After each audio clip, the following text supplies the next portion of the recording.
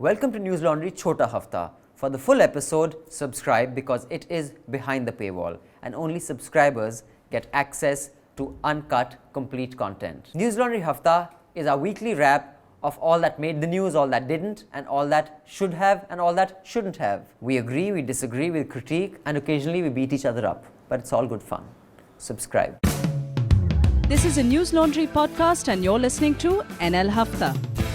अंग्रेज अपना लगान और न्यूज़ लॉन्ड्री अपना हफ्ता कभी नहीं छोड़ते. Welcome to another episode of Hafta on the 16th of June. As we start recording, it is 10 past 3 in the afternoon. Rather hot afternoon in Delhi, but there is ashanka of light showers. Sambhavna of rain over the next 3 days. There was a storm last night and there was no power for 2.5 hours. Only in Noida. Noida. There was a storm. So just because there was no power doesn't mean there was a storm. Maybe there was just no power. No, there was a storm and 2:30 I was standing at my balcony. It was raining. Really? And there was, huge Yeah, तो कुछ storm. नहीं हुआ ऐसा. Nothing happened. You were more lucky. I think Yogi ji engineered the storm. We didn't get it. But And I could not sleep till 3 because there was no power. right. Yeah, it's always hard to sleep without power, which is why politicians cling on to it like they do. So, let me first introduce the panel. But I have one small correction to make from my last week's announcement. We are changing the days of our live Awful and Awesome recording. So, like I had said, we're going to be doing a live recording of Awful and Awesome. But since we did not get the venue on the 1st of July or the 2nd of July, we have got it for the 10th of July. It is going to be at IIC Annex. This is Lodhi Estate near Khan Market on Max Miller Marg off Lodhi Road. The map and location pin will be provided to all subscribers by email. There will be a social media post around it. It's a live recording of Awful and Awesome. So there will be Rajshri, there will be Nainaka, sometimes host of Awful and Awesome, and me. You can also meet Manisha there and Atul. Whoever else from our staff is free, they'll probably be there. We will give you tea, coffee. But like I said, only subscribers. It's open to only subscribers. However, if you are a subscriber and want to bring along a +1, please do. But we are going to ensure that +1 subscribes before you go. Because that's the whole idea of getting people who are What do you mean? non-subscribers. What do you mean we will ensure they subscribe before they go? You'll stop them. We have going. our ways, Manisha. You are also aware. She's pretending that she doesn't Nah, I'm know. not aware. Yes, you are. You are the one who finally pulls the trigger. Anyway, so write in to us at subscription@newslaundry.com. I repeat, subscription@newslaundry.com, so that we know how many people to expect and we can tell you that we have a place for you, because the hall we've booked can accommodate only 150. So if more people come, it's going to be a problem. So the first 150 mails that we get, we will block those positions. So first come, first serve. And since we had said that if you come there and you will get a signed copy of Rajshri's book, well, because there may be it'll be difficult to coordinate with so many people there. Who are the first 15? The first 15 people to gift a subscription, a 6-month at least, a minimum 6-month subscription to any of your friends, relatives, etc., will get a copy of Rajshri's book, personally signed by her there. And if you want, Manisha, Atul, etc. can also sign it. And once you've made that gift, write subscription@news.com, ANA Live, and tell us who you have gifted the subscription to, the 6-month subscription, and you're interested in the book. So we have 15 copies for that. There'll be other copies which will be heavily discounted, which we will have a little signing. So basically, many of you who said that Manisha had a subscriber meet when she was in Australia, I had one when I was in London. We don't do any in Delhi. Actually, we have done about 3 or 4 in Delhi since News Laundry started. But yes, let's do one more. And the whole idea is that since these meets cost money, at least here, it would be great if you can bring along someone who we convert into a subscriber. On that note, let me introduce the panel. In the studio after a long time is Anand, Vardhan. Hi Anand, how are you? Hello, I'm fine. You have been to various parts of the country in the last few weeks or months. Which is the city most livable, you find? Equally livable. Equally livable, all of them? Mm. When I went to Hyderabad, of course I went to Pune again recently, I found Hyderabad an immensely livable city. Really? Yeah. Why? Because it had an old Hyderabad, just like an old Delhi. Like I find Delhi very livable. And Secunderabad. Yeah. Twin And city. then it has a new Hyderabad and Pune. But then I went to Pune like a few years ago after that. And oh my God, its traffic jams are like Delhi, Bombay combined into 100. So it's not big. It's no longer livable. And neither is Bangalore. But Anand says all are the same. Is that right? Yeah, because I had not gone to live there. No, but I lived that's in why Hyderabad if for livable, that's why I asked. I see, my schedule was not that I could judge that. I was from my accommodation to classroom and back to my accommodation. So you didn't experience the city. Yes. You didn't go have chola bhatura, kachori, papdi chaat. Never mind. No, Hyderabad is absolutely terrific for food. Yeah. I was there for an year. I worked with Deccan Chronicle and fantastic. No, each time I've gone to Hyderabad, I I found was it immensely livable. And it has this living in- huge park in the middle where you can run like Lodi Garden has in Yes. Delhi. It has so many things going for it. Really? I used to like their Yeah. lake. Yeah. Why are you so surprised? You've said really 5 times. You 'Cause had I- very bad experience there. Yeah, I went there in college for a play and I was just really hot and terrible. May, I think No, it was no. May. And it That's was the beauty of Hyderabad, that if it is hot, next day it is going to rain. So every second day it used to rain. And I didn't, it was. All the I wasn't. Hyderabadis listening to this are saying she's sitting in Delhi and complaining about the heat. Like, No, but the that's called Hyderabad chutzpah. heat is it's very intense. Oppressive. Yeah, and very oppressive. It's and very intense. humid. I remember having grape juice, which I'd never had before. No, you have Irani tea, you have Like, you usually don't have grape juice anywhere. very good South But- Indian food. Importantly, grape मुद्दे की juice. बात ये है कि what was the play and what role were you playing? It was a French play. I used to study French in my youth. And this I is did plays. for the first time I for a saw competition. movies under this International Children Film Festival. Beautiful movies, especially from Iran. And I saw all those movies in Hyderabad. We It's a should good do- memories. I've done a French movie also, by the way. Is that right? Yes. We should have a screening. On Corbusier. Like Typically Corbusier. French, Le Corbusier. Yes, Chandigarh. So this French director had come. It was just really funny. So where can He we and see his, it? I don't know if he listens to the podcast and if I should say it, but he and his girlfriend were working on the movie together, and every day we'd have to pack up like 5 hours before because they'd have a fight. She was the camera person, he was the director. So terrible combination. But really great movie. You it were was. cast or crew? I was cast. I was the actress. And there was another Wow. actress Where's with the me. film? It was shown in Pompidou and all these No, places. but Yeah. can't we see it now? You don't have a Yeah. copy. I think I should have a copy. Dude, we didn't And know how that. long? How long is it? A French short movie? actress. Yeah. It was one of those very French movie about everything and nothing. And it was about, I hope he's not listening to this. But yeah, it was about architecture. And it was connecting Chandigarh to Brasilia because they have the same architect. Oh, so we have a French actor amongst us. I had no idea. So, also on the panel, other than Anand Vardhan, is the managing editor Raman Kirpal. Hi. Hi, Raman sir. Hi. Also joining us is French actress Manisha Pande. French ही बना दिया. My name is Abhinandan Sekhri. What have you done? I'm a Punjabi actor On Hafta show. on Hafta. And but today I don't have a Punjabi song for a change. And joining us shortly will be Ajai Shukla, because we're going to be talking about the Agniveer. Agnipath. Agnipath scheme. And So- Agniveer is the soldiers who'd be recruited through it. So before we get into the discussion, let's have the headlines. Manisha Pande, please. Defence Minister Rajnath Singh unveiled a new Agnipath scheme for recruiting soldiers across the 3 services. Soldiers who will be recruited through the scheme will be called Agniveer.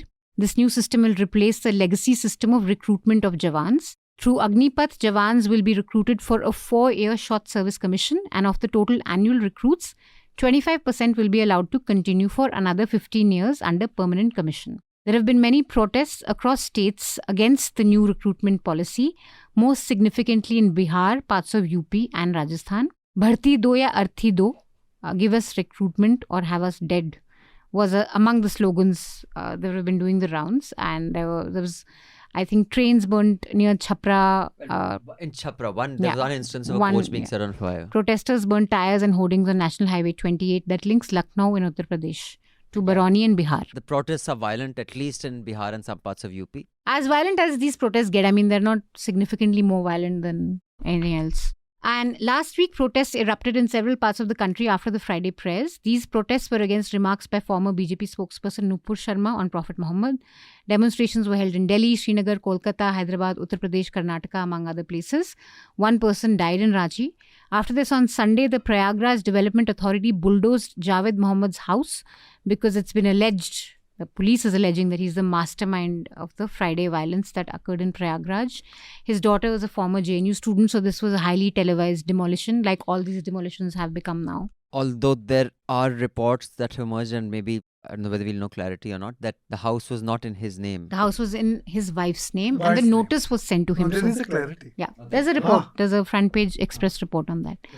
The Supreme Court today heard a plea by Jamiat Ulema-e-Hind on against the demolition of private properties in Uttar Pradesh. And in fact, the Supreme Court's judgment, or not judgment, but order is just coming in as we're recording this. They've made a few observations. One is the organization had asked for a stay on demolitions. The Supreme Court has not granted a stay on demolitions. They have sent a notice to the UP government.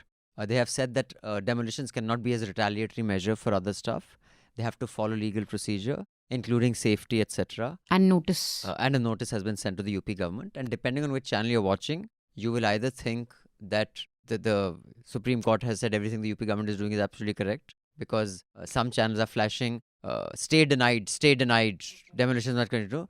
And some channels are flashing UP government sent notice, few new one. No, in this particular case, I mean, the fear is the police have already given 33 names to the concerned authorities that check their properties. If they're illegal, demolish them. Right. There were 33 protesters who have been booked in different FIRs. There are 12 FIRs in UP right now.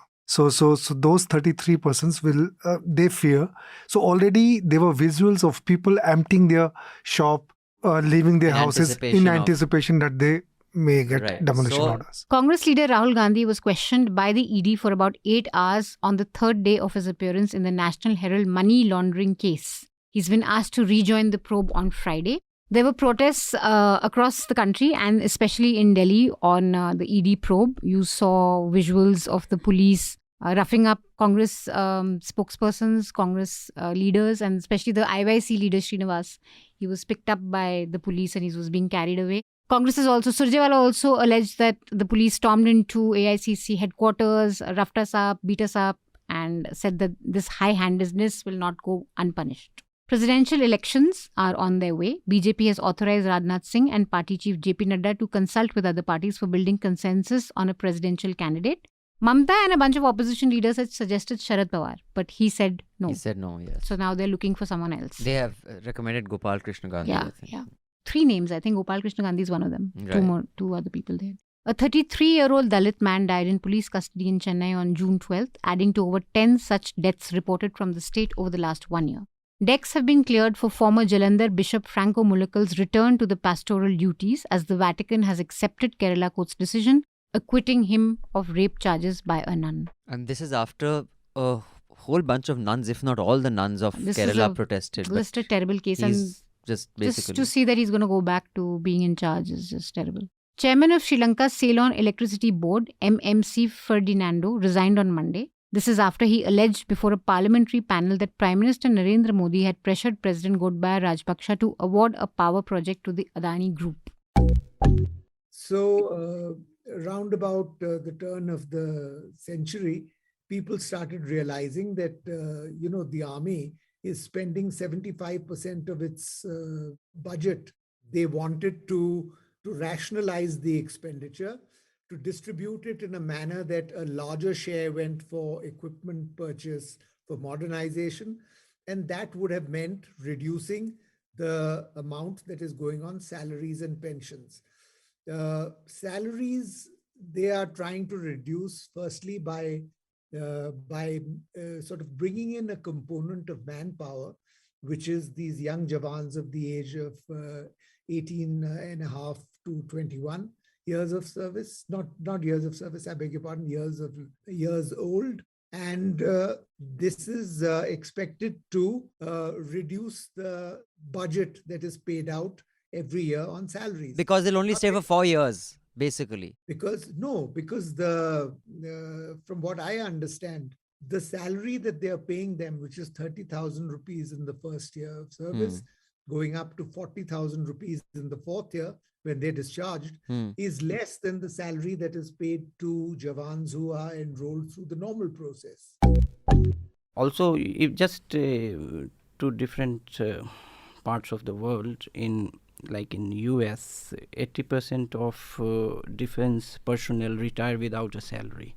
Retire without a pension, sorry. And in China, in last decade, the modernization drive or whatever you say, but there has been a massive retrenchment in troops. Around people put it around 3 lakhs. But they have also focused on, say, diverting the land troops and the personnel from land to Air Force and Navy. But they have also been very conscious of the defense budget and the human resource involved in it, the cost involved. So the fiscal part is always there. Second is that there has also been commentary that it may be linked to what Prime Minister announced the same day. That is, they are going to create 10 million jobs in next 18 months. And all government jobs. 10 million or 10 lakh? Oh, sorry. 10 lakh jobs. 10 lakh, 1 million. So one of the sectors could be defense, railways, another. The central armed forces could be other. Government insurance companies could be other. So both announcements seen in totality could make some fiscal and economic sense. I think that there is absolutely no alternative for the army to get its finances and its equipment in order other than to find cheaper ways of deploying manpower. And in that sense, this is the fundamental logic of this particular step, is to get cheaper manpower without presumably, compromising on the quality of the soldiery that will fight for India in the days ahead. Now, everybody seems to be taking it for granted that a soldier who is trained for 6 months is better trained than a soldier who's trained for 8 months and so on. We need to keep in mind that the US Corps of Marines, which is acknowledged as one of the better lot of soldiers around, they train for 10 weeks. 10 weeks, at the end of 10 weeks, you're a Marine. And when you join your unit, training goes on. It's one of the ironies that when a recruit joins the regiment, you spend your first few days untraining him. Every person who was retiring, so that post they used to just keep it like that. They were not hiring anyone against that post. So railway, it became, I think, for 3 years, people gave exams and they were waited for 3 years. The exams were cancelled. In the railways also, there was no, they merged Group D with Group C, which is the most sought after. And people like PhD even, they were exams for Group C. And if you look at the craze for the government jobs, so we had hit the street, our team had hit the street during the elections. I think that is when we came to know, and we did a very good story. Basant had done a story, about these people training on the ground for the past 3 years, and they were aspirants for the army. Like, you must clarify for an audience that our News Laundry reporters hit the streets for reporting, not to protest. Of course. So hit for the, of course, we hit the street for the reporting. And this is when we realized that, this craze for the government jobs, especially the army, it was growing like hell. And people, these youngsters were quite frustrated. So this was the backdrop, I think, and I think we, even we as reporters, we realized it more when we met these people. And in fact, Manisha also asked you, why don't you look for the private jobs? Why do you? And here, during Modi's time, if you see, in all ministries, there is a new employees who have been taken on contracts. So these people have come from Harvard, and also they are not permanent employees. So this concept of having a permanent employee, the government was just doing away with it. So now with this army thingy, I'm not a defense expert, so I don't know much about it. But I don't know, whether this scheme is going to be a success or not. But sometimes it looks like it's a knee-jerk response. Also, it's clearly a message to Muslims, because you will never see this action against, for example, the people protesting against this Agnipath, burning trains, or protesting, or just the that, or even Kisan Andolan for that matter. that guys who were here in Delhi. Let's see their houses demolished. So, and I again, mean, we don't know. I mean, whether Muslims have a right to protest, under fundamental right. The resort to bulldozing tactics or other kind of this kind of punitive code for this kind of violent protests or any kind of illegal act. Now, it is rooted in a psyche, the government's psyche, or the mandate that it arrogates to itself, because of the perception that a state has a weak capacity for rule application.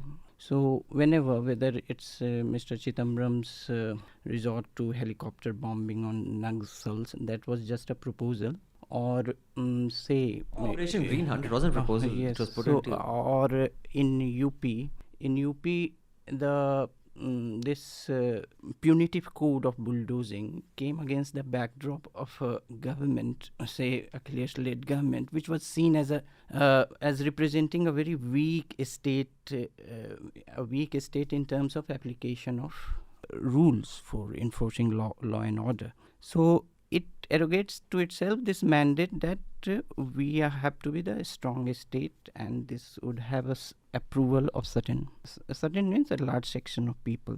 It had its positive outcomes when law and order and tough policing was needed also in certain kind of say action against gangsters or syndicated crime. And even the popular perception there is that there has been, even if marginal, but improvement in law and order. But these kind of transgressions are now questions of law now, because the administration, the police, somehow they have been convinced that this may pass the muster.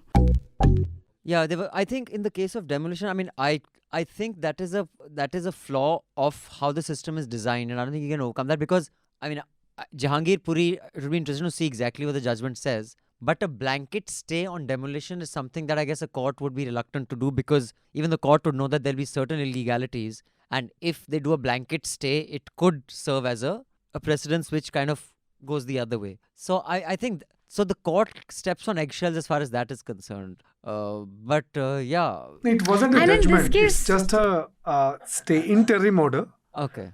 For the stay. So the similar interim, of course, I'm not asking for a judgment.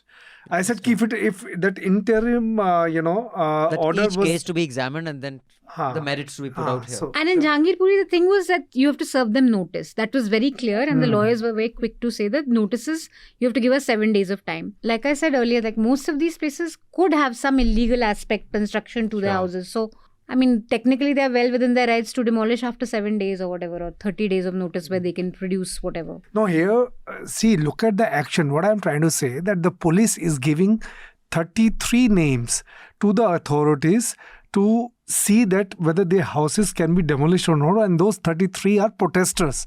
Right. So that is what I'm trying to say. The intentions are very clear. It's happening against one community. All of you listening in, the Chhota Hafta, do subscribe so you can listen to the entire Hafta. We will see you again next week with the Hafta. Till then, subscribe, pay to keep news free, because when the public pays, the public is served. When advertisers pay, advertisers are served. Thank you. Goodbye. All the News Laundry podcasts are available on Stitcher, iTunes, and any other podcast platform. Please subscribe to News Laundry. Help us keep news independent. To catch all our podcasts on news, pop culture, current affairs, and sport, visit newslaundry.com. Follow us on Facebook, Twitter, and Instagram, and subscribe to our YouTube channel. सुन लिया Africa मुफत खोरों? Not to brag or anything, but News Laundry Hafta features in the top 50 in the world on SoundCloud in the news and politics category for podcasts. So do subscribe and see what you're missing, because when the public pays, the public is served. When advertisers pay, advertisers are served. Subscribe, help keep news independent and free. All News Laundry podcasts are available on iTunes and Stitcher and any other podcast platform.